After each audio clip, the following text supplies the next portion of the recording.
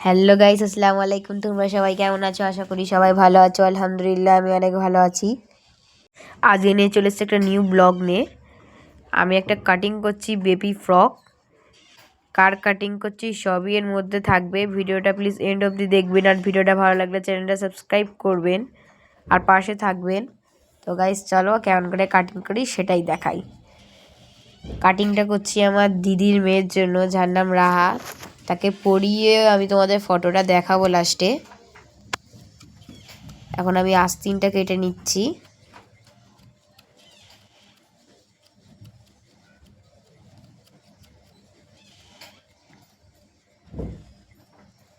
আস্তিন কাটা হয়ে গেছে, এবারে আমি গলার পটি কেটে নিচ্ছি। এইটা আমি নিউ স্টাইলের করছি, তাই কাটিংটা অনেকই সোজা। আমি এখন গলার পটি কেটে নিয়ে রেডি হয়ে গিয়েছি। এবার আমি চলে এসেছি আমার মেশিনে। দেখতেই পাচ্ছ আমি আমার মেশিনে এখন গলায় কুঁচি ফেলছি। আমি আর ভালোই সেম ভাবে করে নিচ্ছি, খুব সহজে কাটিং ফেলে নেবো। দেখতে পাচ্ছ আমি কেমন ভাবে কুচি ফেলছি। ভিডিওটা দেখে করেন। আমি কাটিং এর কোনো মাপ মাপ বলিনি, কারণ আমি এটা বাচ্চার ফ্রক করছি, তো তাই এটা আমি কুচি ফেলে করছি। তোমরাও চাইলে আমার কপি করতে পারো। আমি কেমন ভাবে সেলাই করছি।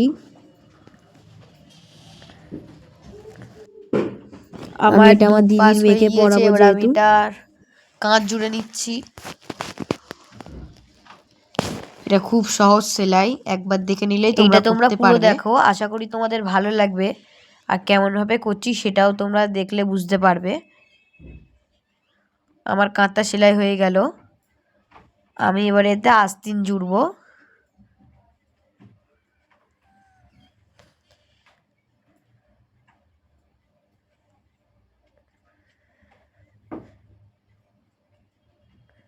এবারে আমি এটার আস্তিন জোড়ার আগে গলার পটি জুড়ে নিচ্ছি।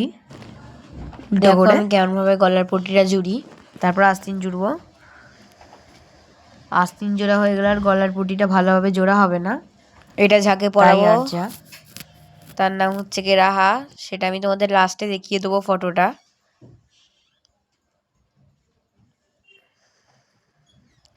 ও হচ্ছে কি আমার দিদির মেয়ে। ভিডিওটা ভালো লাগলে চ্যানেলটা সাবস্ক্রাইব করে আমার পাশে থাকবে, আর লাইক আর শেয়ার কমেন্ট করবে।